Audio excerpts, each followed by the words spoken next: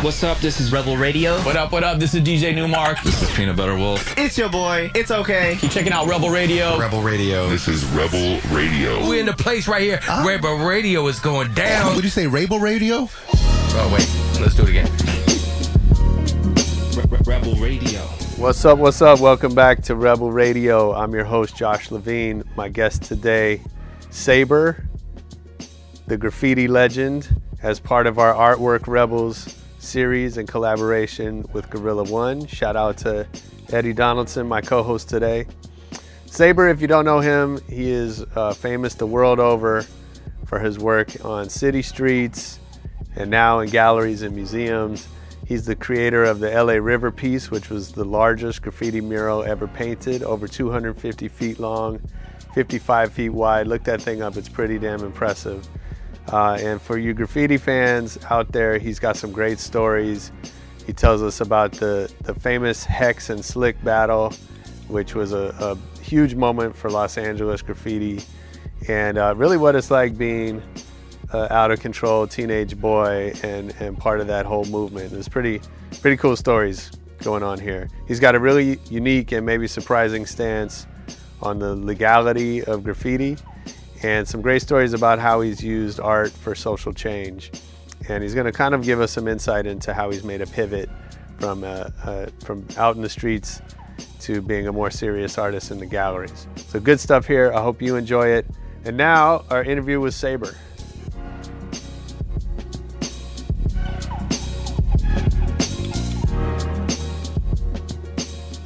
But thanks for being here, man. I'm excited to have you here. We've known each other, not well, but, over the years. Yep. I think we met through the Scion stuff. That's where it was. Yeah. Scion. And then, we were running all the art program for Scion. That's right. And, you and a lot of your family, your crew was a big part of that. Yeah. And then, one year we bought prints of the LA River piece for clients. That's right. And I snagged one for myself, so I That's have it in right. the house. I That's get to right. see it every day. That was my idea too, by the way. I'm sure it was. And then we framed them and sent them out. That's right. Awesome. I forgot that. For sure. I have a Eddie couple and of his those still marketing, at the he's house. always on That's it. right. I still have a Absolutely. couple of those at the house. I have to call Julian's. Right? Yep. Yeah. That's a whole another topic. Yeah. Yeah. Pretty much. Well, so I'm excited That's to have his you here, own. man, and hear more about the story. And I've been, reading up on some stuff that I had no idea about. So I'm excited to hear everything you're up to and hear all about the journey. It gets a little complex, even for my own head. Yeah, I'm sure. At times. I'm sure. Yeah. So before we get into it, though, how do you guys know each other? What's the Guerilla One? I don't even fucking know connection? where we met. Through Ramin, through Casey. Yeah, a long time ago when we first started Guerilla One, it was me, Ramin, and Casey. But I knew you before Guerilla One. I don't think so. I've met you. Well, yeah, probably. Probably from way back in the writing days. Yeah. I don't know if we met each other, when. Well, you're a little Belmont older than was me, Still around, right? Yeah. We used to go to Belmont, right? Yeah. So then we probably met in the yards or Yeah. somewhere at a party or an Yeah. event because obviously I've been close to AWR and MSK for years. Yeah. But I think where our relationship got established was when we were on La Brea in Yeah. Detroit, or La Brea and 3rd, and we opened our office. And That's right. I remember in our original Wall Street proposal for Guerilla One, it was Saber at Guerilla One and Mystic at Guerilla One. Yeah. We were one of the first 7 people we would go to because Right. you were the closest to us. It was Yeah. Push, GK, Eclipse. This is pre everything, really. Pre everything. Pre a lot of the current. The last days of the old world. Yeah, exactly. But it's cool, we know each other a really long time, and Yeah. it goes without saying that we have a very close relationship. Yeah, for sure. That's Yep. exciting stuff. Exciting. No hugs. Exactly. So how'd you get started with all this, man? What was the... Fuck. Skating, skateboarding. Yeah. Yep. Skating. You're from Thousand Oaks, yeah? Well, I grew up in Glendale. Okay. And then end of 6th grade moved to Thousand Oaks. Okay. So I still had my connection to Glendale, which was then my old world. And So you were skating kind of Yeah. at that point? And then Thousand Oaks had a pretty strong little skate scene. And the guys that I originally skated with out there also got into graffiti a little bit ahead of me, which was Bless and Crises and these other guys. So Yeah. and they were from AWR in LA, so they had a connection all the way back. So there was already some cool little like microscopic little things going on out there that we held on to. Yeah. And skating kind of led us through it. What was it? So there's like different kind of skate scenes, right? Like, you know, there's like the punk rock skaters. Well, and the everyone skated. Hip hop skaters. And So there was no difference. If you skated, everyone was welcome. yeah. There was no like real. I mean, we had friends that were cliques, but we didn't. You know, I remember just being in parking lots and all sorts of different shapes and sizes would show up and skate together. Wouldn't even say hi to each other, but we'd just skate together. Yeah. You know, and I miss those days. Those were fun. You know, wholesome era. You know, I mean, we always felt a little scared because there were always people like screaming at us or chasing us away or trying to beat us up. That kind of thing. Skateboarding was illegal at the time. Yeah, Right? and then that's when the gang thing kind of hit, you know, even in the suburbs. But because I had a way back to LA through Glendale, I still had a connection to my old friends, which primarily kind of the funnel to all of them would be my buddy Trigger, who's rest in peace. And his circle of friends were my friends growing up early in Glendale. Yeah. Damn, I didn't know that. Yeah, I was the one who brought him in. Really? Yeah. Yeah, see, that's So I knew all the circles.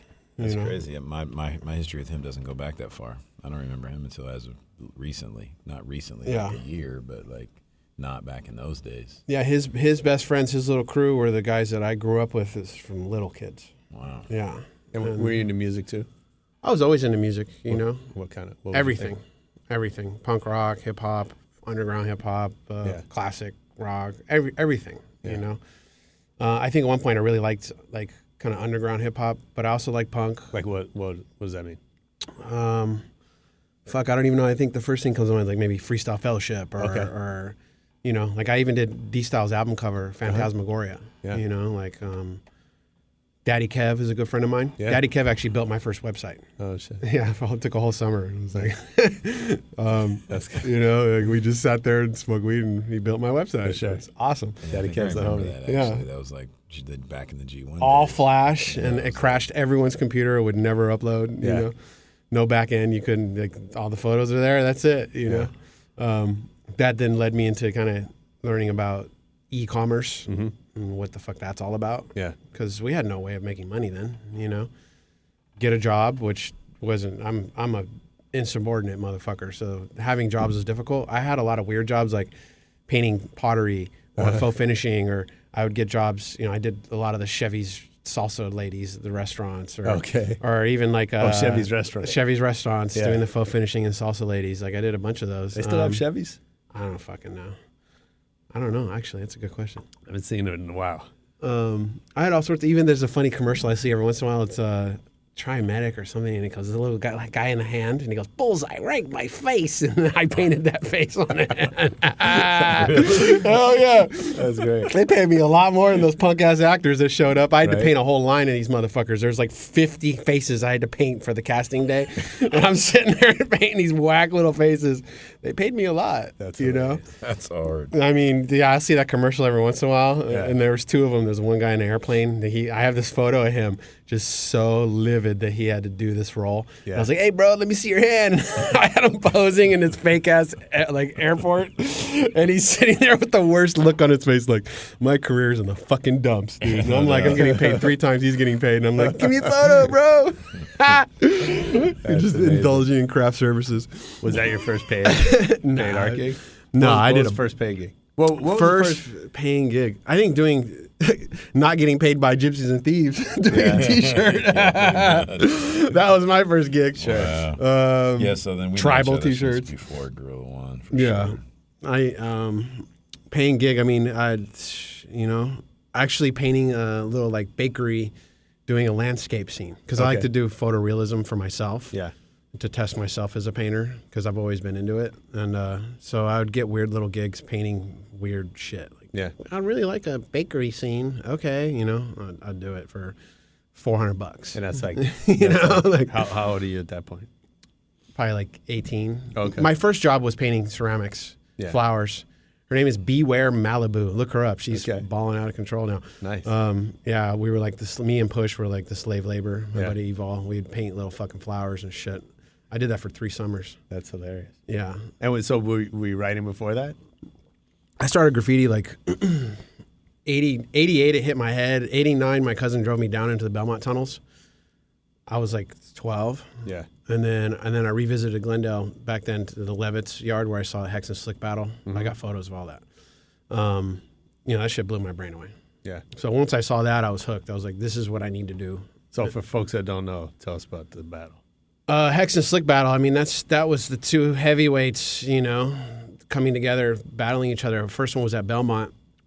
And I didn't see the battle at Belmont. I just saw the statement Hex had written over everyone after it got dissed. But the one at Levitt's, which is the 134 and the 5 kind of meet behind the Levitt's Furniture Building, was this epic battle between Hex and Slick that was on the news. And I mean, it was on the newspaper. It was a huge deal. So creatively, as a young person, to see that was mind blowing. I mean, to me, I almost saw like they were casting spells at each other because they weren't just painting letters; they were painting characters at each other, like counterpunching each other, and one guy would paint something, another guy would paint another thing in reaction, and it was just fucking brilliant. I mean, I think to this day it was the most powerful pieces. And didn't Slick do Freddy Krueger? No, that was Hex. Hex, that, yeah, but and then Slick did the train and fucking. The Hex was pretty hard though. Yeah. The Hex kind of killed it. I mean, it's like a 3-story building. It was like at the time one of the biggest productions of its kind. Yeah. Under that circumstance, you know what I mean? Like head up, not like thought out. I mean, I guess it was somewhat thought out, but it was like you said, kind of reactionary. Right. It's like I got to come tomorrow and do this shit because he did that shit. Yeah. And it went on for a while, and it was this giant, beautiful mural, and. That's when I saw my first Chaka tag, and I was like, how the fuck did he do that? So I went home and, got a board out, and tried to learn how to flare, and I had no idea what the fuck I was doing. Yeah. I mean, those are golden, times. Those are golden days. Yeah. I was at the end of it. I remember when Chaka came into we had that store out Spot 23, and Chaka came into the store, right? It's a little bitty dude. And he's not a little, I don't want to say little bitty, but littler guy compared to what you would think. I'm thinking of fucking Bigfoot's going to walk in the door. He was like this guy that nobody knew that was everywhere, in the name. So I'm thinking Bigfoot's going to walk in. He walks in all nice and cool. He's like, what's up, man? You got some tips? I'm like, yeah, we got tips. What do you need? Okay. Oh, you write? He goes, yeah, what do you write? He goes, Chaka. I'm like, double take, like, what? He goes, yeah, Chaka. I go, nah, man, let me see. Hit my book real quick. And he started writing it. I was like, oh, shit. And he used to come to the store after that all the time and just hang out, which was kind of cool. Those were the days. So I was young during during that era. So my era with my buddies was like the 90s, like 94. It was already all out. 95 we were a fucking bunch of psychopaths running around, pack of wolves, just creating as much public damage as possible. Yeah. We were good at it too. Yeah. Like really efficient at it. I look back at those days and go, wow, we were out of fucking control. Like, what do you mean? Just life-wise, at a certain, because there was a bunch of us with the same purpose. There was a whole movement of people with the same purpose. So to look at something of danger, and it's like that feeling before your first fight. You might get hurt and you get that nervous feeling, but if you don't fight, you're a bitch. And if you don't do it, everyone's going to fucking destroy you, and you don't become the man you want to be. So all those prideful feelings times 10 to be like, okay, I'm going to steal this paint. I'm going to climb out onto the freeway bridge. I'm going to hide from helicopters, and I'm going to get this fucking piece done regardless of the circumstances. By the 50th, 60th, 80th, 120th time, you've trained yourself a certain way. Ideologically, testosterone-wise, comfort levels, controlling nervousness, the thoughts, the pre-thoughts, the afterthoughts, the addiction that comes with all this is really complex, pressurized situation. So if we were robbing banks or we were gangbanging or we were hurting people, we would be the worst of the worst. Sure. Even though I got a nice smile, we were pretty fucking, I believe we were a sociopaths at that point. Absolutely. Diabolical. Yeah, because we were like, nothing's going to stop us, including the law, including our own families. Well, you said something earlier about, that you support vandalism, right? Like you're in favor of that. Well, I don't support it I prefer vandalism over street art. Okay. I think graffiti should be illegal. Vandalism, absolutely. Okay. I think it should be illegal. Okay. But if someone wrote on my house, they're gonna get it. But at the end of the day, in a society without vandalism, you don't have that random factor that keeps things out of the box as opposed to constantly put within the box. Yeah. Because it's just an illusion that something's destroyed because it's just a micro layer of surface that's been affected, by a pigment, which at the end of the day is going to fall off the surface anyway. And why is it illegal? A felony for a kid to put a sticker on a pole on a billboard that's illegally constructed by a major company. And why isn't that 10 times more of an illegal, obstruction or a piece of cancer within the city than this little piece of graffiti? Sure. So for me, it's an ideological conflict of space appropriation and public access and private property rights. And for one hand, it's kind of an extreme, almost like opposite libertarian point of view. But on the other hand, it's very Tea Party-ish because we're like, we're graffiti, you fuck with us, we'll hate you, kind of thing. So we're kind of our own contrary mess to a certain degree. Well, I think that the argument is it's made for contradiction, right? It's the issue, like you said, of, one thing that's paid for by corporations, lobbying efforts. Absolutely, right? That and cities are making money on that or private industry, right? And so that's deemed as okay. Right. The scary thing that I see is what we didn't realize when we started this. Number one, we were too young to realize that we were participating in the world's largest revolution, visual take back space revolution. When you look at every single city on the planet that has a basic urban function, there's graffiti. And there was an evolution to it. There was a connection to it. There was a chain of command and all this shit. And we didn't realize that we were, you look at 1993, 94, Paris, let's say, place is fucking crushed. You look at LA, you look at New York, you look at all these different cities, and you realize that we were participating in this rise up revolution, but we were too disorganized and too caught up with popular culture to even understand the power that we were presenting the world. Yeah. And we were so fulfilled with our own ego that we didn't realize that there was a greater purpose. Now that I'm older, that's kind of been burnt the fuck out at this point. But now it's about the art world, which is a totally different facet. Sure. We've already battled the laws and the space appropriation and all that kind of shit.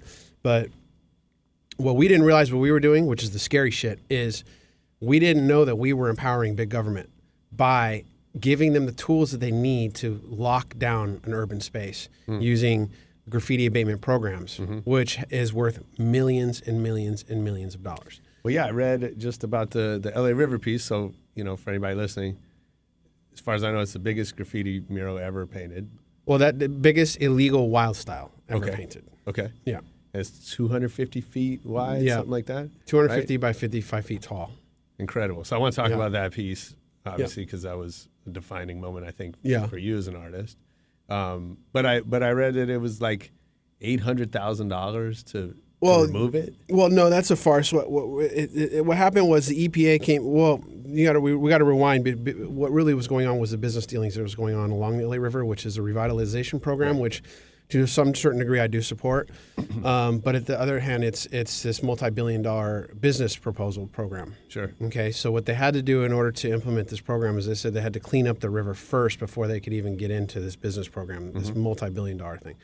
So the city attorney of LA's biggest thing was to use graffiti as a low-hanging fruit political tactic to say, we're going to go after these guys and I'll clean up the streets. Yeah. That was Carmen Chutanich, who was a fucking mess.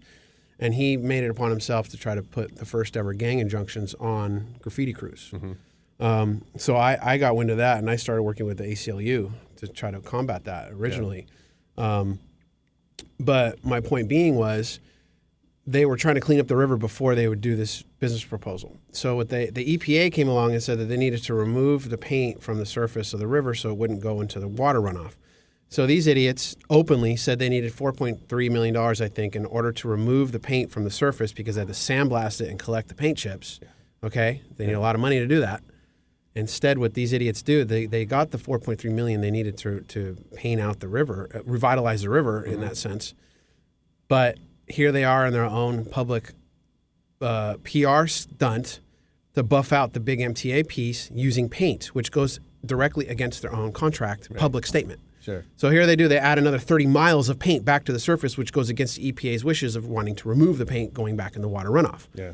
Then they said they had to spend all that money buffing out all this graffiti. And what they did is they funneled that money to their buddies up in this little graffiti removal contracting company, Tahunga or somewhere. And so somebody made a lot of fucking money somewhere by openly pocketing the $4.3 million they needed to remove the paint from the surface. Instead, they paint more paint to the surface. I mean, these guys are openly corrupt, and no one gives a shit. No one follows the money trail. So the fight got really ugly with us because the city attorney of LA started, going after my buddy Revoke, and this was during the Mocha show. So there was a full-blown assault against us by the sheriff's department. So out of fear, Revoke got raided and arrested. A lot of other people's homes got raided, and it was a real ugly time, very scary. And so what I did is like, well, let's skywrite over the city. If we're a mafia or a gang, I'll just put my friends' names over City Hall. Fuck them. So I raised the money, did the skywriting over City Hall, was able to create such a social media shitstorm, and I created. It's one of the first times ever in history that somebody in real time integrated social media with the skywriting, and so had a cause. And that was and because here's the kicker, because the billboard companies were able to lobby against the city of LA's laws, claiming that all murals are a form of signage, therefore making them illegal under the laws of no billboard laws. All murals became illegal, even the legal ones. So the sheriffs was using that as an angle to harass us at an unprecedented level because we were still painting legal walls, permission walls, and they were using that as a tactic to try to arrest us. So out of pure fear, I just wrote our names in the sky and created a campaign. And it steamrolled, and I was able to gain enough attention to this bullshit law that, what I did is Change.org jumped on board the campaign, helped me raise 6,500 signatures in a week's time. I printed all those signatures out individually and slammed them on the desk at City Hall, and I said, fuck the LA Sheriff's Department. And they were like, what do you mean? And I said, well, number one, I'm saying this at my own detriment because I have no protection from you guys. But, here's what's going on. They're harassing us at all these different locations. So once that came about, the Ed Reyes and the other council people were like, well, LAPD is going to have a problem with the sheriff's department breaking their jurisdiction by going to these different locations harassing us.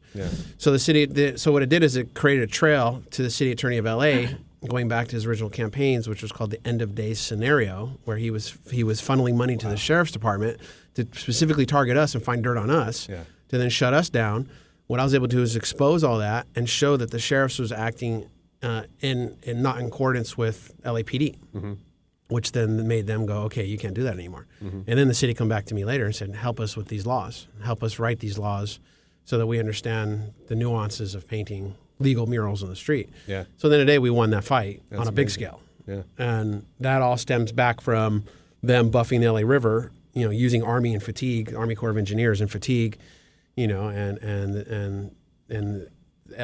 sheriff's department buffing out our pieces, which, it's an illegal piece and I'm fine with them buffing it, The funny thing is it's going to come back because I already went over that outline years ago. So, they could put this is just protective coating for my piece, like fuck them, But it's kind of a very complex story, a very fast-paced time. That was during the Mocha show, and that was a big thing for us, to be these little peons in the art world, the worst of the worst considered human beings anywhere, vandals, to be in a museum at the same time being persecuted by the gears of the city.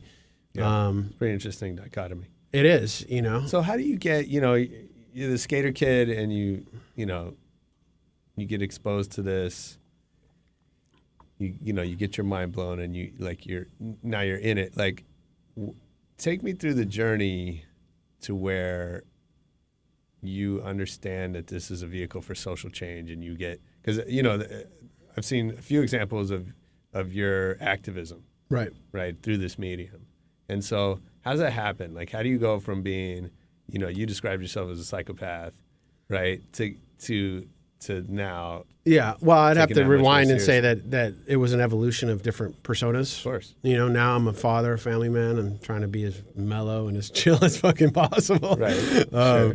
Because, now it's about trying to be a good family provider and a decent citizen, whatever the fuck that means. But, But even before that, right? Like it's a seed that's planted, and there's smart people and there's reactionary people. And I think Casey's one of the persons who's kind of guided us the most in the sense of, well, you can make these types of decisions or you can make these types of decisions. Yeah. And I think we were a clusterfuck of bad decisions and good and smart decisions that kind of led to an outcome. You know, it's like throwing a stone into the pond and you see the ripples, and then you learn to react from those. So give me a couple. What are some key decisions that have made a big difference in your career? I think how to present an idea, how to make it make sense to a certain degree, how to hold on to something that makes sense and not be so because, you know, within this movement, I've seen quite a few people kind of lose themselves. And that goes back to the context of wild style and painting and the addiction of painting. So what does it mean? What happens when you lose yourself? I don't know if I can say, you know, self is one person. Well, basically, we don't have to say names if we, you know. Once you open up Pandora's box of what's behind letters, not just to say, okay, this says Saber, but once you come up with the math that's behind it, the nuances of the shapes and the proportions of size and shapes, is you kind of come down to this alchemy that it's like taking mushrooms for the first time or dropping acid. It's an eye opener. Okay.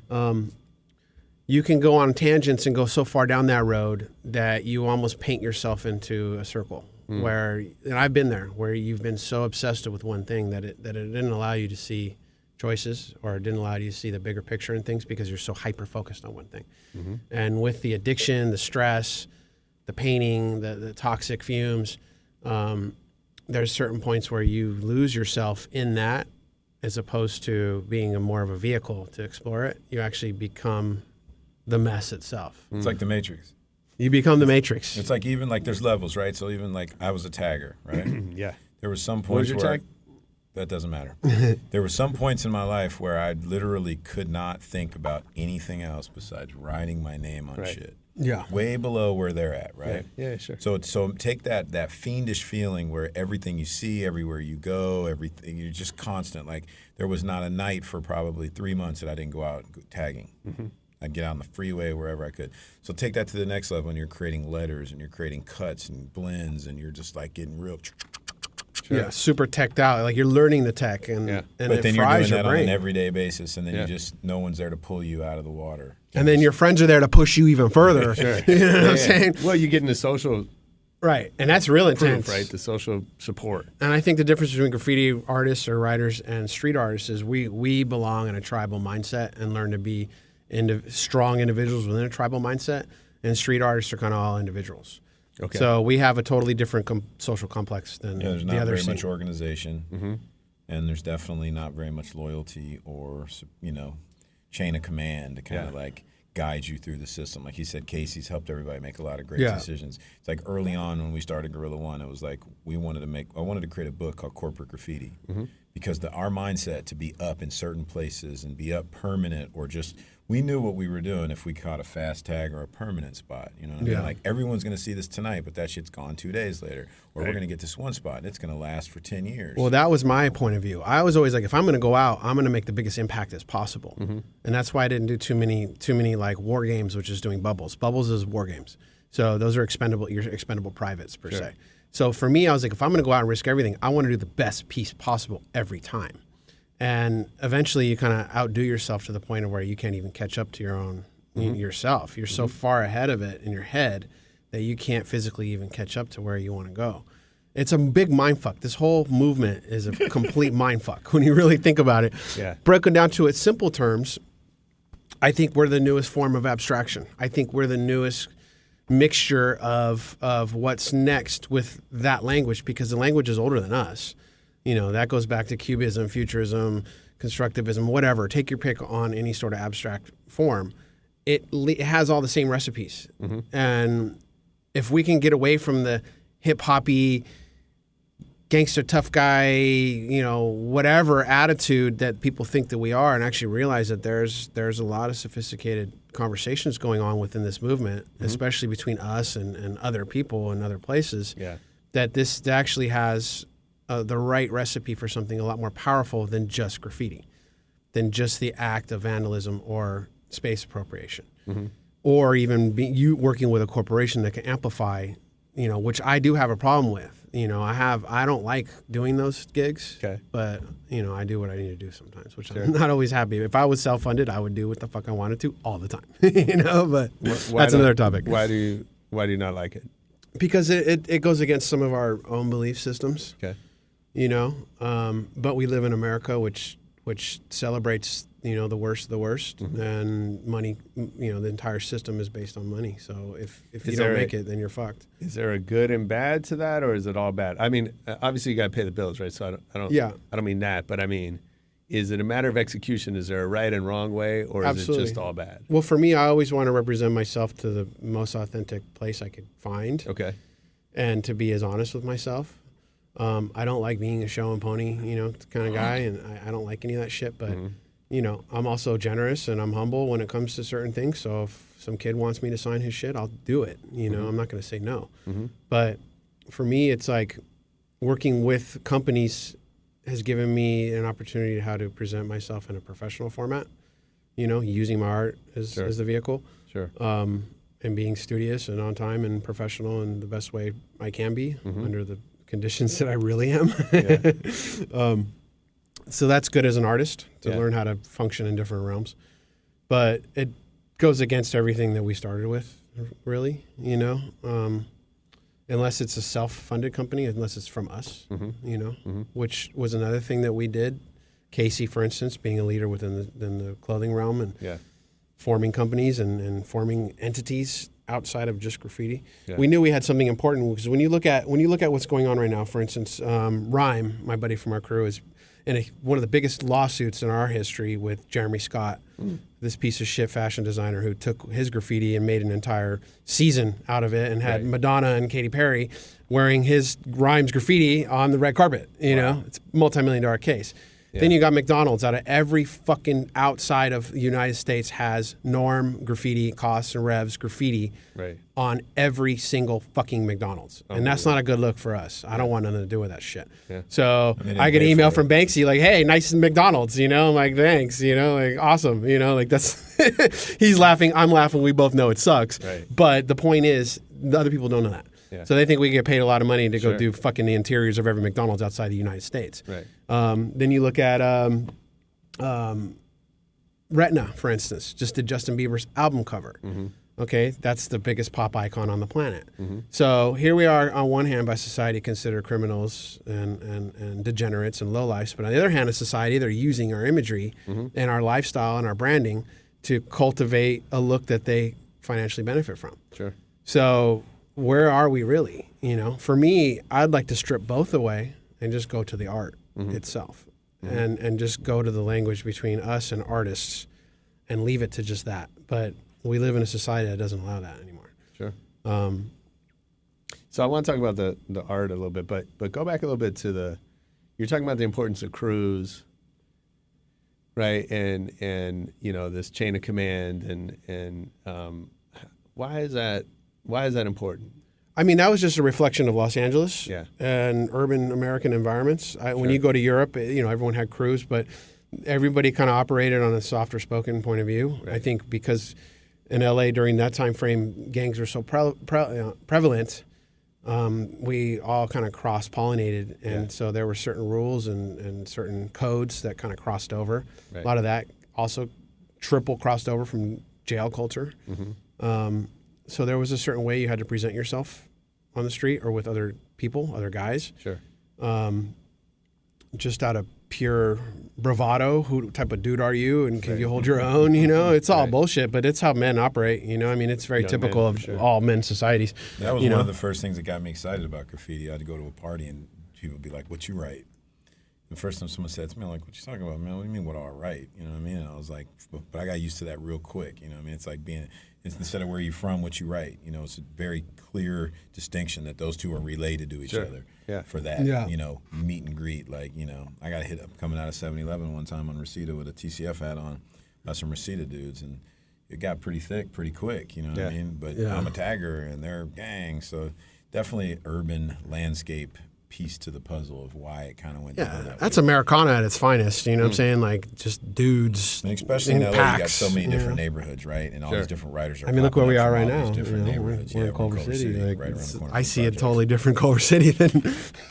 But it's like all these different dudes in different neighborhoods start doing graffiti instead of gangs, and some gang members are doing graffitis. It's really pollinated and cross-pollinated. So in graffiti, having some sort of crew to, one, back you up when you got in trouble. So, Yeah, you couldn't be alone. yeah, You couldn't be alone. and then two, just help you kind of navigate your way through the politics involved in the shit was helpful too, because there's some powerful people in the graffiti community in Los Angeles. Like, we're probably by far the roughest fucking graffiti hood in North America, for sure. Yeah. You know, I mean, New York's got their thing, but as far as graffiti, I don't think it's anywhere near what we were going through in the early 90s. And that had more to do with gang politics kind of mingling in. I mean, it even got as crazy as all the way in the suburbs. In Thousand Oaks, I had a drive-by on my house and made the front page news. You know, I mean, it was a part of the Shit's culture. real. Yeah. It was a part of all guys getting together, getting wasted, and proving themselves. It's a very militant mindset, you know, like how to prove yourself as a young man.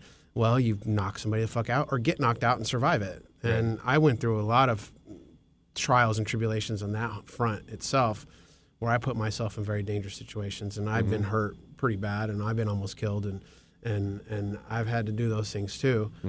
And these were early on. Obviously, now it's totally different. Now we're all wearing pink fur and trying to be, you know, have fancy cars and Play dates you know, and shit. we're having white picket fence houses, and you know, it's a different. But What was back it- then, was- it was a lot of trauma, and it was a lot of psychological pressure. Yeah. Especially with all the times I did see friends die or go or was involved in something that was really ugly, and I was really afraid. And there were many, many times in my life I was really afraid. You know, and I always knew that wasn't me. That wasn't necessarily my friends. That was a bigger symptom of society itself. Sure. And just the uncontrollable nature of how men behave, young men behave.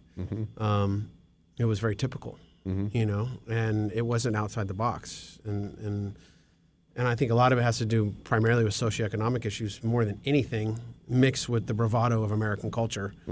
You know, you got the perfect recipe for a clusterfuck. You know, it's like Game of Thrones. Everyone's just smashing into each other. You know, Yeah, that shit's still going on. Don't get it twisted. We're just not around it anymore because we're older and more mature. And we got kids, but I still know kids that are out there, you know, beating each other down over fucking walls and tags and, you know, inner crew battles where dudes are beating each other up and kicking each other out because... You know, I've personally moved on from any of that. I mean, I have my eyes and ears on as much as possible as far as what goes on, but like, you know, out there in the world. But, you know, my goal now is to shed most of that and become, you know, a role model for my kids, which is the most important. That's the most bravado thing you can do, and the most strongest thing you could do is to not be a fucking prick, right? And try to take care of your family the best way you can. And for me, all I do is make art. That's the one thing I know how to do. Yeah. Now I'm navigating an even more treacherous realm, which is the art world, Sure. which is a lot more deep and sinister Yeah. than ours was caveman shit. This is poisoning your tea. This is a whole nother ballgame. You know what I'm saying? Like, Sophisticated. you know, That's and you know, I don't like the commodification of this movement. I don't like the commodification of the fake and the unaccomplished. Yeah. I don't like the over branding and marketing of certain elements of it that aren't right to the culture itself. Yeah. I get upset about that shit. Now I try to let a lot of it go. And I think to myself, I just have to do my best to represent myself the best way I can with my art. Which is in itself a difficult task because you're always being pressured to sell out or to take this or to do that or it's not good enough or, you know, it's a lot more psychological than anything. Define sellout for me. Doing something that you don't want to do for So- the so- sole purposes of gaining something else. Sure. So sorry. But like I would happy to be Justin Bieber's album cover right now for $1 million motherfucking dollars. I'll just reinvent myself next year because Right. now I can afford to. You know what I'm saying? But you know, I have to make the choices between what's right for my family, what's right for my career as an artist, and what's right for myself. If you know, unfortunately, we live in a fucking society that revolves 100% around money. Done. So that in itself is its own, you know, ethical conundrum on multiple levels. Sure. And You know what I like that Kelly said last when we were together a couple weeks ago was one of the things that he tries to do to keep it real is like do his own name versus what the client's asking for. And I think there is a certain, me and Ryan obviously sit at different ends of the table when it comes to commodification of the art form because I'm in business and that's your business, marketing, right? And I've always. But we had have to an walk ally it. in this, and that's the way I see it. Is there's an ally in that Absolutely. realm as opposed to somebody who's the opposite. And there's a fine line between selling out and getting over, right? So. Yeah. The thing that Risky said is like I do my name and that's it. If they want to be down with me, they got to take my shit with them because at the end of the day, those 4 letters is his legacy per se. Yeah. Absolutely. Now, whatever he's doing now or not doing now, and how real it is or isn't real, that's not my point. But just looking at those 4 letters, which is where it all started. When he was a shit pants, little snot nosed little shit pants kid, and then grew into this great big biker dude, right? But those 4 letters are synonymous with his commercial work. Yeah. Then he's somewhat not selling out, right? Sure. Because he's maintaining that Holding on to it. integrity of the 4 letters that started it all. You know what I mean? See, for me, we're dealing with a totally different point of view now, which is a core group of us that are dealing with this new phase of our lives, and that is how to shed this jacket and this armor off of us to then become Ryan, as opposed to all this informed shit about Saber. Sure. Who the fuck am I? Fuck Saber. I don't care. Fuck him. Who am I? Who am I as Ryan, as an artist? How can I portray myself that isn't informed or poisoned by the 25 years of Saber? So walk me through how that happens. I mean, I've seen some of your more recent stuff, at least, what's online. And, there's a huge evolution, right? Yeah. That's happened from the wild style stuff you were doing back then to the fine art that you're doing now. Yeah. How's that happen? I think it's pure survival as far as how to constantly you have to reinvent yourself in this game on a constant basis. Graffiti, you stick to the truth and the path and the history. Right. As an artist, you have to reinvent yourself. So does that mean you walk in the studio one day and you're like, I'm not going to do that. I got to do. There's a certain point where you rebuke it and you say, I've had enough of this shit. Right. Right. You know what I'm saying? So, I mean, because you can't stop. It's a fucking muscle memory situation. Right. It's an ego thing. So I can't even go to a fucking canvas without doing a certain type of swoop because that all the way goes back to 25 years of that same gesture that I'm fucking locked in on that doesn't allow me to try something totally back to that different. matrix. You know what I'm saying? So how do you break out of that? Eventually, it's did not you- give a fuck. So give me what happened that day? I'm still in it. I'm Okay. still in that transition. Okay. I'm still looking for that. I think having children have definitely, changed me on that sense because this whole Saber thing's ridiculous. When it comes to family, it's like, come on, it's stupid. It's ridiculous. It's like, it's not real. Right. I'm Ryan. This is my family. This is what I need to do. Sure. All this other shit is like, how do I even explain this to my children? That like. When hey Saber, I'm like hi, and then she's like, well, who's that? Right. What is that? I go, Sounds to me like there wasn't a moment, right? Sounds like more of a longer. yeah, transition. it's a long transition. Yeah, of course. I'm just wondering. But if it's you about can- pure survival. Can you pinpoint looking back? Like, was there a day when the day Every before day, you were this? and every the next- fucking day I yeah. started this shit. Yeah. That's what I'm saying. I get it. That's what I'm saying. No, Sure. there was not a moment. No, but for me, it's about constant struggle. It's about survival as a future, because I don't want to be one of those older guys relying on what I've learned within the art business and the art world in the West, especially far West. Our legacy does not translate into success into the art realm whatsoever. As a matter of fact, it's a hindrance or it's something that informs them in the wrong way. So you wouldn't believe how many times I'm in a conversation with somebody and they're like, yeah, let's see your art. And I'm like, okay, great. And they check it out and they go, what's this? Saber? Oh, you're one of those assholes, like, and then they're like, but look at what I got on my walls. I have this, this, and this. And I'm like, motherfucker, those are my subordinates, shut the fuck up.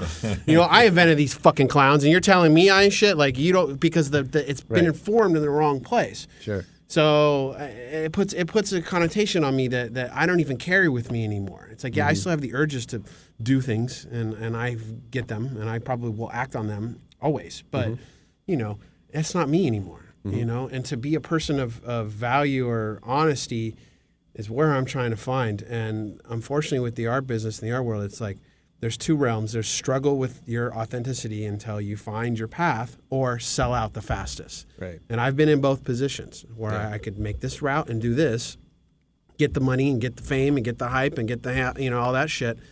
But then I think to myself, that's not where the long-term core value lies. The long-term core value lies on where the work is going to be 20 years from now, 50 years from now, 100 years from now. Is it going to hold the water with the strength and the legacy of previous movements outside of doing it as an illegal act or a public act? And I believe street art has tainted that authenticity. Oh, for sure. There was a time where these dudes were the best artists, period, and it was undeniable. Okay, and when I say that, I mean, period. There was no question. Is this better or is that better? It was like Revoke, Saber, Zest, Push. There was no other graffiti artist that could, and they would admit it, that could hold a candle to, one, the level that they were taking it to, and two, the artistic integrity that they applied to their art form. Now you got this watered down street art shit where dudes are like stencil artists overnight or doing shows in these great big galleries, and they've been painting for a year and a half. It really definitely threatens the integrity level of, or the ability for an artist like Ryan to just go in and make what he wants to make, and a value being placed on that based on what it looks like and what went into it. Yeah. Because now you can just add water, go buy a book, go to Urban Outfitters. They got coloring books, teach you. I mean, it's like It's ridiculous. It's a joke. The whole shit is saturated. And So it's compromised the actual essence of where the shit really truly came from. Yeah, and to me, I guess that essence is the recipe that I always carry with me, because that was the original form of inspiration.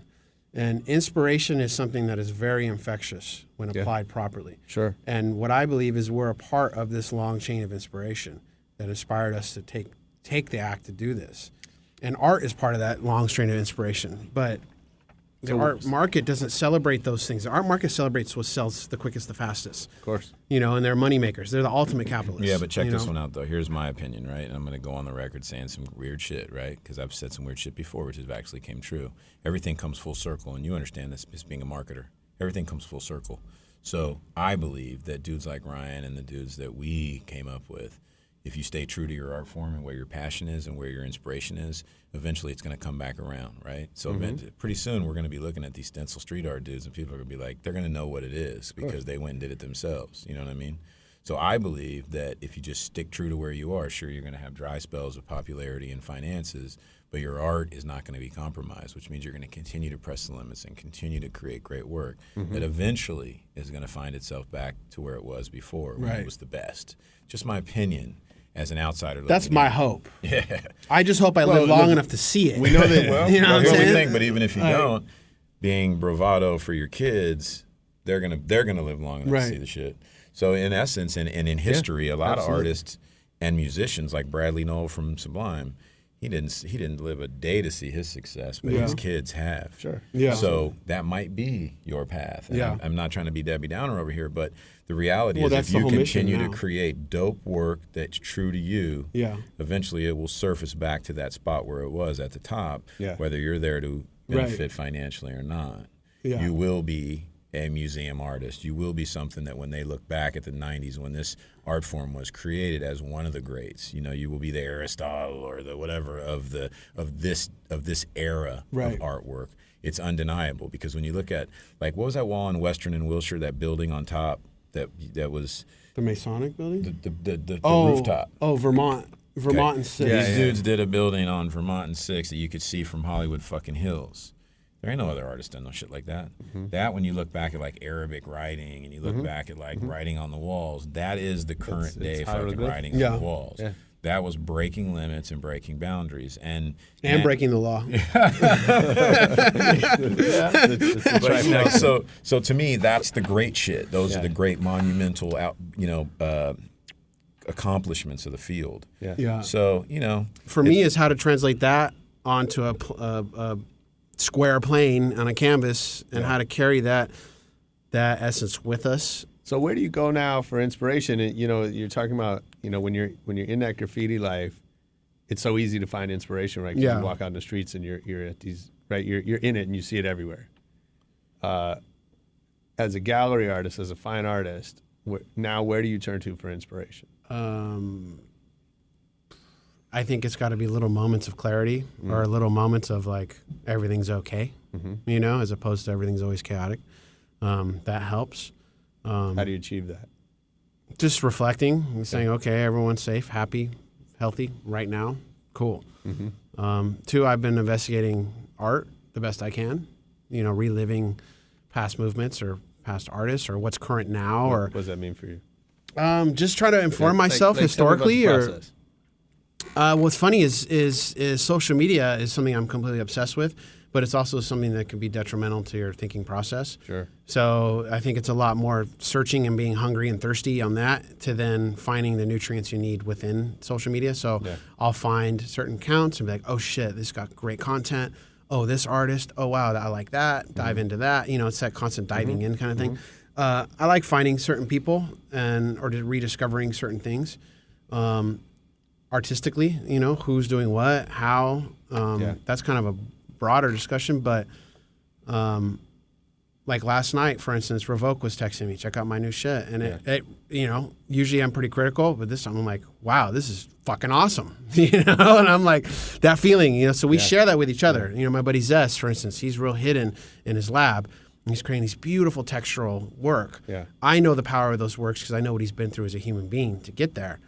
And so when I see his work, I go, well, all that is informed in those paintings, and I see it. And the key, our challenge is how to translate that story to the average person in that realm. Well, I mean, I can say something on that one too. There's an old statement. There's strength in numbers, right? Like we crewed up because there was strength in crewing up, whether it was just being at the party and socially fucking up and knowing you'd be okay, or learning from your peers what and how to do it and where to go get it and where the rack spots were. Sure. So if you ask me, I think that there should be some more coming together as crews and like looking out for each other versus kind of like everybody trying to go dolo because they see a dollar bill at the end of the road. And that's not talking about his crew or anybody. I'm not pointing anyone out specifically. That's the culture of what we live in now.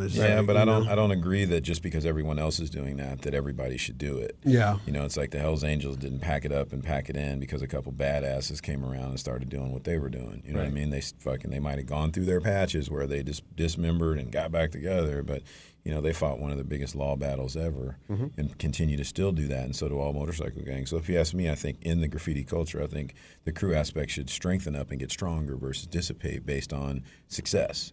Yeah. And then I believe that what would happen is the success for one guy would roll over into another, and even that inspiration point, because when you're around someone and you see a breakthrough mentally or talent-wise for another dude, you get inspired by that. Yeah. You're like, oh, shit, you want a piece of it. You want to share it. If I open a door, and then maybe there's a door I can open tonight, and you go home and smoke some weed, and you fucking, all of a sudden you call fucking your boy tomorrow and go, well, fuck, based on that, look what I did. Exactly. That's what happened everything. Back in the day. That's everything. And now that piece is missing because everybody's got kids and they got their own studios and they don't have time to spend time together anymore. So that's what is good about some of us is we still remain in contact in the sense that the ones that are trying to push forward, we still are open about our conversations with each other.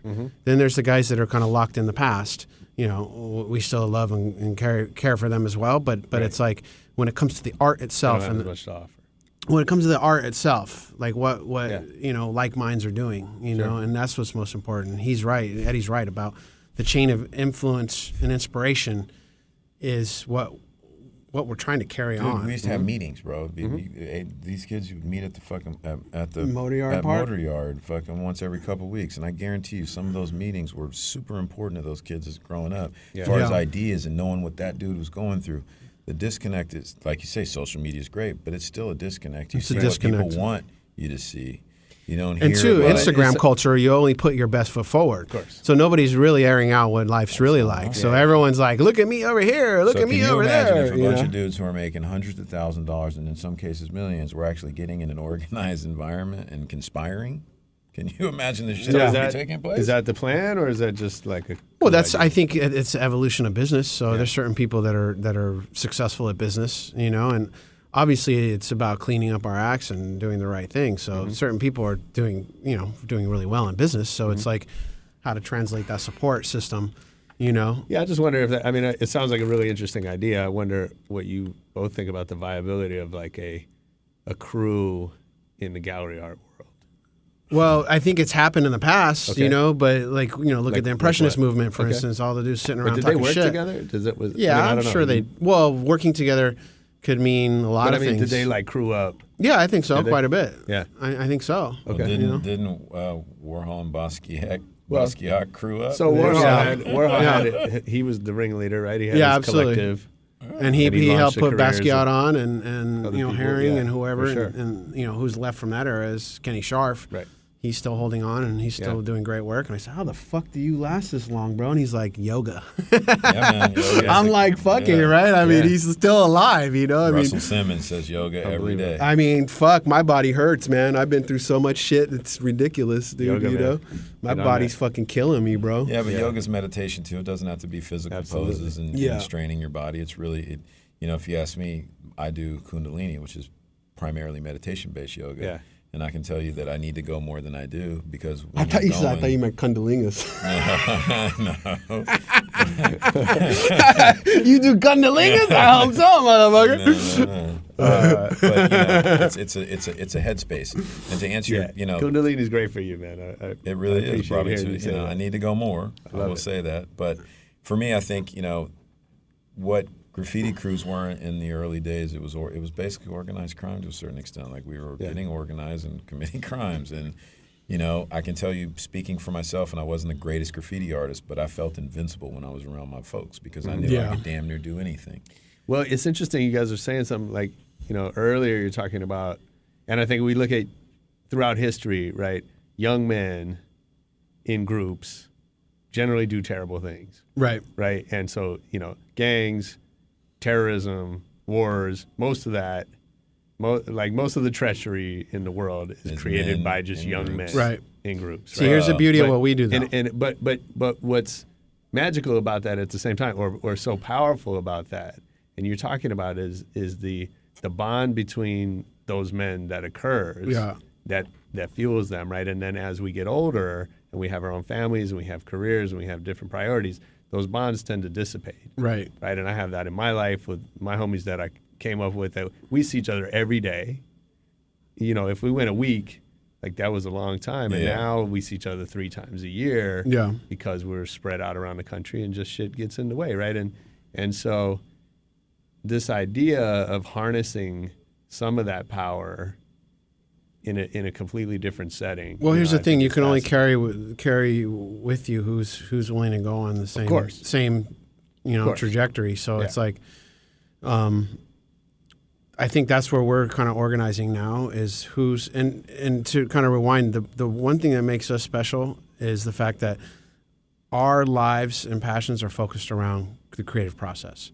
So if we were really, really worried about dealing drugs or doing really bad things, we'd probably be really fucking good at it. Mm-hmm. But the point is we're more worried about the creative process and making art than anything else. And it even was like that during when we painted graffiti because we wanted to be the best and look the best and, and feel the best. So I think that's a very important time for us because we have like minds and mission, which is at the end of the day all something really positive for everybody, and that's making more art, which is its own weird thing and its own weird little club, social club to begin with, because outside of society it's a weird fucking place to operate anyway. Sure. You know? Well, that's what I wonder. Like, first of all, I hope I didn't insinuate that painting graffiti is akin to terrorism. And that's not at all. Well, you don't want to hear Cause some terror. Don't take that from Well, what I now, said. we have been charged with conspiracy multiple times, but, Okay. but they all get back then we get dropped. Fair But- enough. But you know, but I wonder, like, you know, now as a dad, and you know, you're at these play dates, and you meet, you know, the dude who's, you know, the dad just trying to pass the time, you know, talking Yeah. to you, whatever. Like, I try to keep my conversations very tame because Well- when I open up a can of worms, it's usually like, holy fuck, what are you talking about? Or Sure, they're like fair enough. fans or something weird. You Right. know, I'm like, Yeah. you know.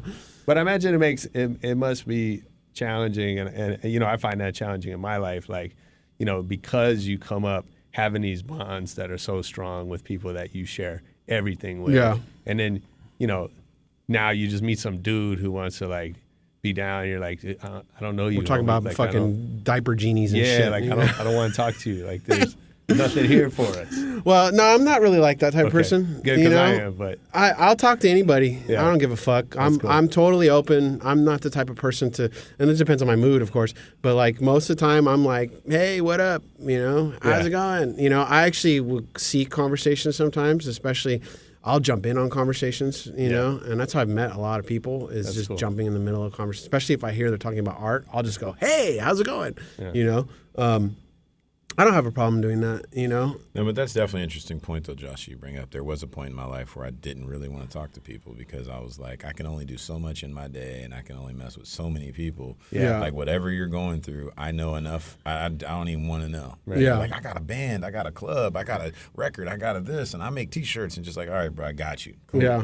I mean, let's talk later. I mean, I'd rather deal with that than the dude that's like pushing the stroller around and he's he's working his 9 to 5 and he's like, I got to get over to Home Depot to Right, but there whatever. is something in them that gives us strength, which is Yeah, like because some of these sure. guys they have the ability to just keep pushing forward. Right. For me, everything is so fucking emotional and overwhelming all the goddamn time. It's Well, like you're an Jesus, artist. yeah, exactly. And I'm an only child, and I'm a fucking Gemini, and I have 2 names. Yeah, but that and, goes you back know, to the support I'm on system. fire. You know what I'm saying? 24/7. You know Fair what I'm saying? But it goes back to the support system, and it goes back to having a group of people that are achieving accomplishments as a group versus individuals. Well, I think that's the success of a lot of our story is that we've always tried to remain honest with each other as friends, and you know, Casey held it together for many years, trying to keep the boat moving forward and teaching us new tools. Like I remember they were, you know, him and Crush were the first to ever use a computer and vectorize and build files out in Illustrator.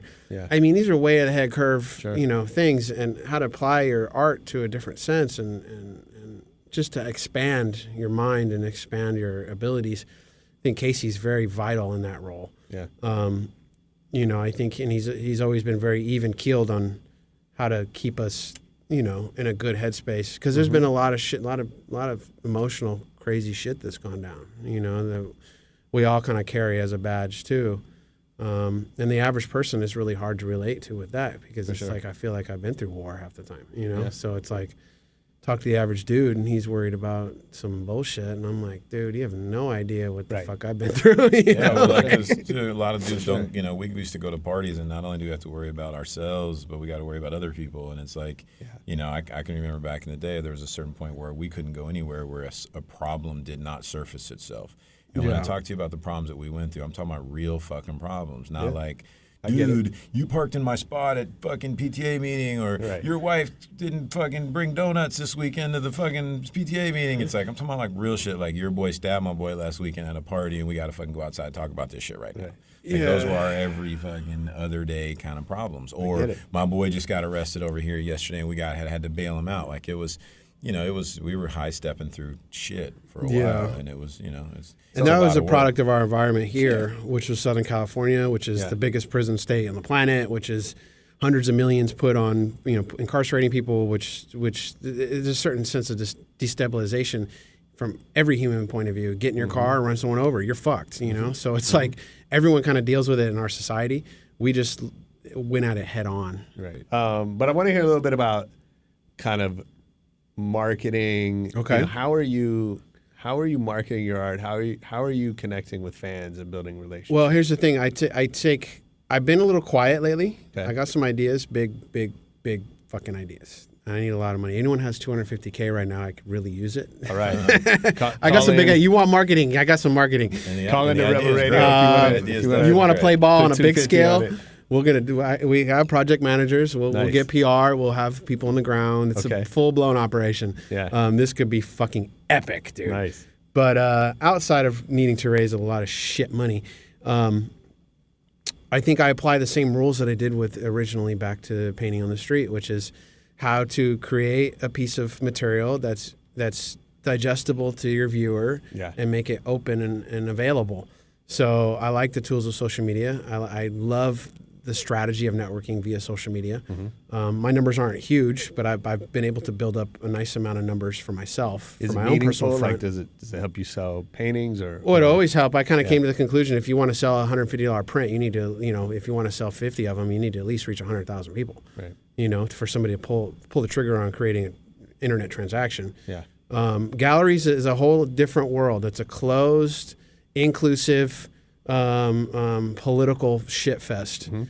And the galleries I'm not interested in fucking with unless they got the right profile and the right meat behind them. So I'm done fucking with anyone unless they got how do the you real. decide whose brand fits with your brand? I guess it depends on. Well, galleries, it's a totally different realm. Yeah. So that's the goal, is to sell a lot of paintings to people privately and no one even fucking knows. So that's even better. Yeah, I haven't posted something on social media in 2 years and I'm balling out of control. That's the best way. Right. But the opposite way is, oversaturate yourself until no one listens anymore. Sure. So I like to be somewhere in the middle where I create a discourse with people. They get to kind of see what I'm doing and I get to have some sort of interaction. I really like Twitter in the sense that you get to create, you get to share information quickly and create a sense of discussion or level of discussion, not just like beating your fucking head against the wall, but actually having meaningful nutrient, discourse between certain people about information. I like that. Yeah. I like Instagram to promote. It's great, and everyone wants to give each other pats on the backs. That's awesome, whatever. But I like the strategy behind it. I think it's interesting. I'm pretty efficient at diving down the hole and sorting things out, when it comes to social media. But really, the best option would be to find somebody who really believes in what you're doing. And, as an artist, art has always thrived on nepotism. So you can't, unless you're struggling, you can't really thrive unless you got a lot of motherfucking money behind you. Right. So in this world, to expand, I could thrive on my own just fine. And I've been, and I'm good at it. And that's why I say no to most people, because I don't want to be tainted by their vision. So it's just about finding the right situation. As a person, I've been supporting my family with my art for years now. So I've been doing really well. Yeah. But to take it to the next level requires a structure and a business plan and somebody that understands that vision. So give me a short version of what's the next level. The next level is just having the right space and time and energy and fuel to keep experimenting with work and keep creating bodies of larger works that can travel all over the world, and then reinvest into our own projects and visions. So the ultimate success for me would be to have enough funds and money to invest in my own ideas. So like today, it's like, I want to do a bulletproof wild style sculpture. Let's fucking do it. We have a team to put this thing together. Or we need to fuck with bronze, or I want to do a laser installation, or I want to do fucking projection sniping, or I want to buy out 50 billboards, or I want to create a street campaign, or I want to buy out promotion social media space, or whatever it is to infect the space and get the word out, either via activism type things or pushing the art itself. That's the ultimate goal. And that's how these blue chip characters do it. That's how the Coonses do it. They come from financing. They have enough money to just put money into their own visions, pay people to make this shit. Now, I don't want to be at that level because I always want to put my hands on it, but it would be really nice to have, enough money just to fund crazy ideas. Is there a model for that? You mentioned Jeff Koons, but like, is there somebody that you look to as a model for what you're trying to Not create? one individual. Okay. I haven't quite sorted that out yet. Okay. But you pull from different.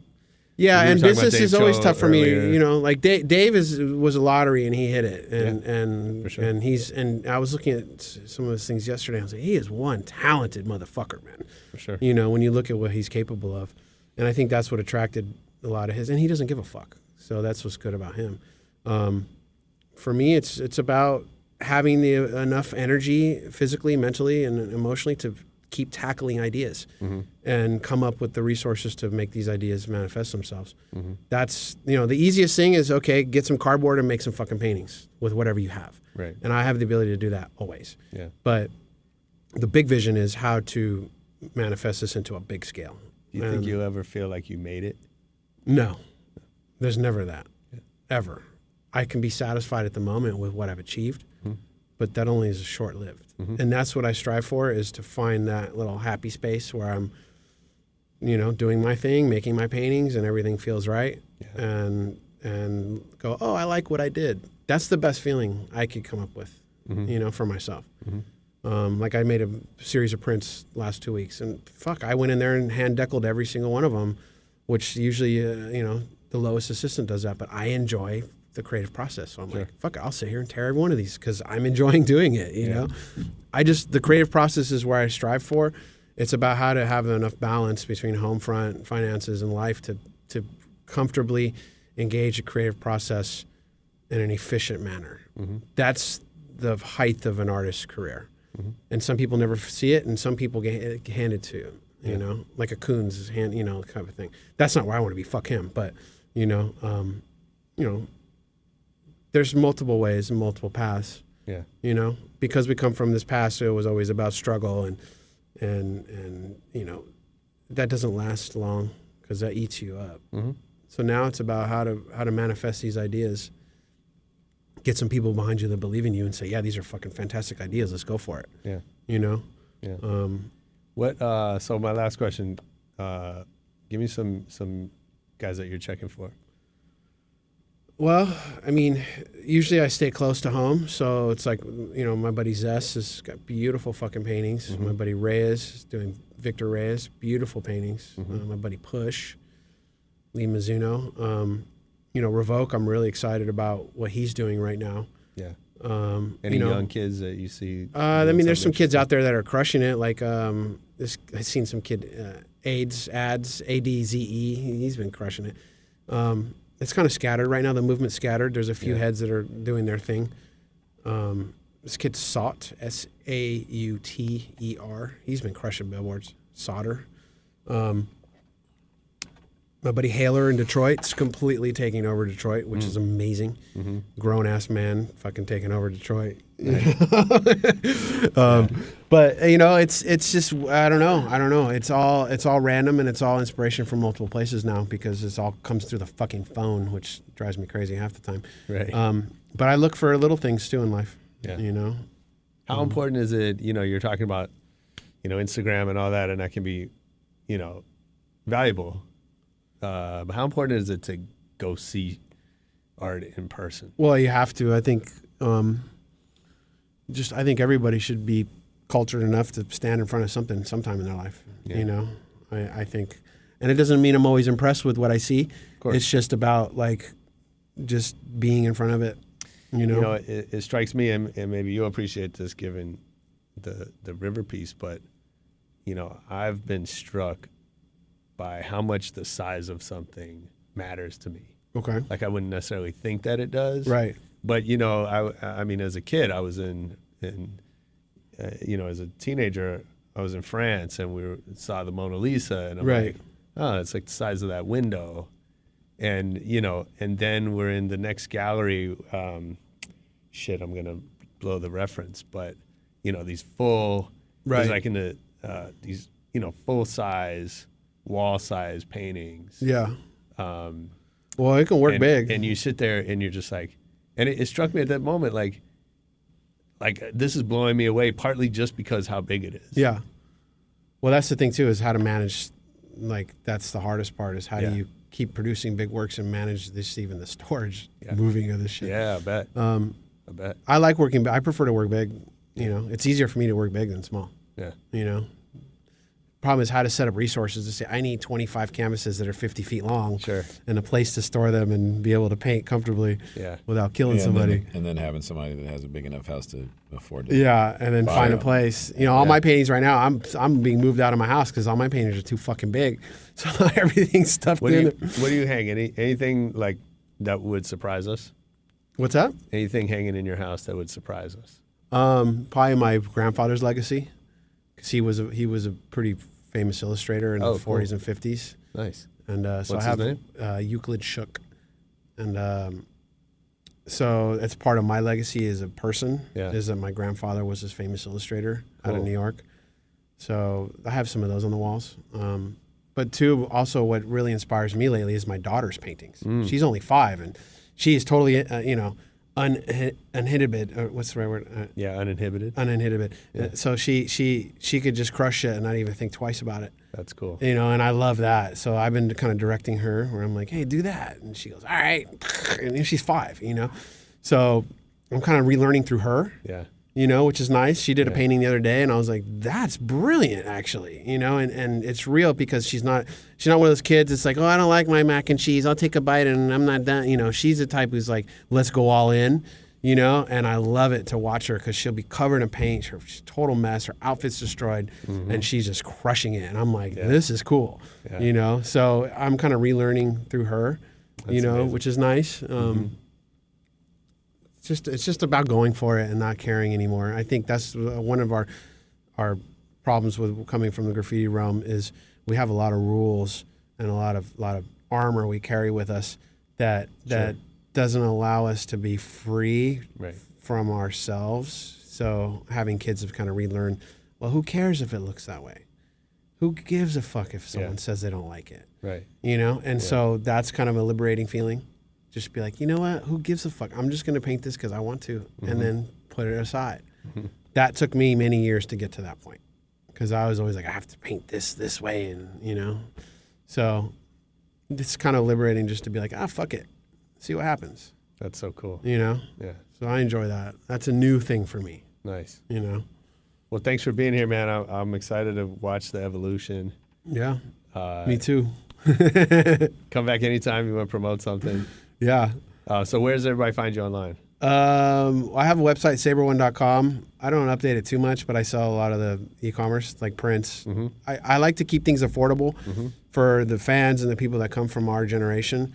The paintings, they're special. They go to the right places, and they're going to cost a fucking arm and a leg. Yeah. But the I like to do hand-touched prints and work that's available to everybody, under $1,000 up to lower price points, so that I feel justified by what I'm doing, saying I am still at least accessible to the people who care about what we're doing. Yeah, I think it's important. Yeah. So I do a lot of that, Yeah. And the paintings I hold to my own, and they need to go where they need to go, which is a totally different thing. Yeah. And then what about social, if people want to follow you in social? Instagram, it's at Saber, AWR, Saber, AWR. And then on Twitter is at Saber, Saber.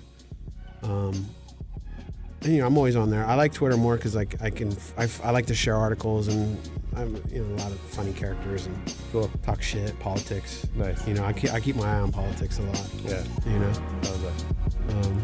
Nice. Yeah. Well, thanks, man. I appreciate it. No, thank you.